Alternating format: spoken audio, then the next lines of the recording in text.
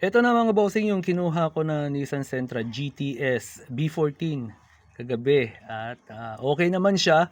Medyo tumaas yung temp niya, yung temperature niya kasi nakalimutan kong ibalik yung radiator cap, kita niyo.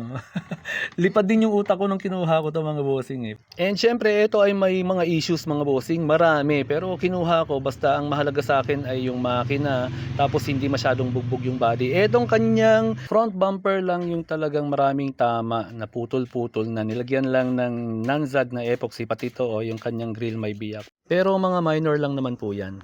Wala siyang malalaking bulok o mga yupi mga bossing, ito lang kanyang hood, yung bubong at saka yung trunk mga bossing ay faded na. At nangyayari po yan pagka walang bubong yung garahe or walang garahe, yung laging nabababad lang sa araw. Pero okay pa rin yung doors niya, yung fenders niya, basta wala siyang mga malalaking yupi at may konting bulok lang siya, ayan dyan lang naman. Maliit lang naman yan mga bossing, halos hindi nga halata. Sira yung kanyang outer door handle at meron konting ayan, no, UP dito nasagi. So try na lang natin na himasin, baka madala pa. Pero okay pa rin siya mga bossing. Yung bumper lang talaga niya yung nadali kasi itong sa GTS ng B14 mga bossing, mababa kasi talaga yung kanyang front bumper kaya prone siya sa biyak tsaka sayad. Sa engine bay naman niya mga bossing, malinis, walang salasalabat na mga wires, parang stock wiring pa siya, automatic radiator fan. Meron lang akong nakita na isang wire galing sa loob, malamang sa aircon yon mga bossing. Hindi lang gana ang aircon niya mga bossing, parang stock up yung kanyang compressor and fluctuating yung kanyang idle RPM. Dito naman tayo sa loob mga bossing, ang ganda pa ng kanyang interior, konting detail lang, malinis pa, intact. Yan, kung may aayusin man dito, konting-konti na lang. So, di-detail lang talaga to, lilinisin lang. Ayan, ang linis. At ito yung hinahanap ko talaga mga bossing, complete set pati sidings ng GTS, pero syempre orig GTS kasi to kaya hindi ko naalisin dito. Ayan, okay na okay pa siya. Sa issues na tayo mga bossing. So ang issue nito mga boss ay medyo marami. So sinabi na rin naman ni bossing yung mga issues niya sa akin and okay lang din naman yon dahil ako kasi ginagawa ko lahat, pati aircon, electrical, makina, pangilalim, bodyworks at repaint mga bossing.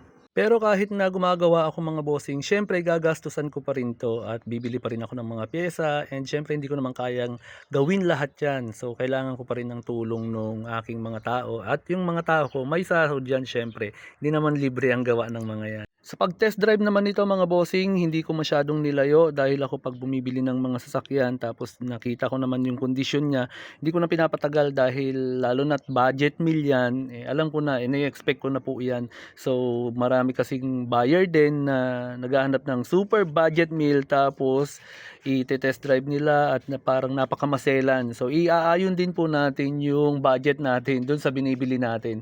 Huwag tayong masyadong mag-expect na okay ang ating mabibili kung ang hahanap natin ay super budget meal or budget meal.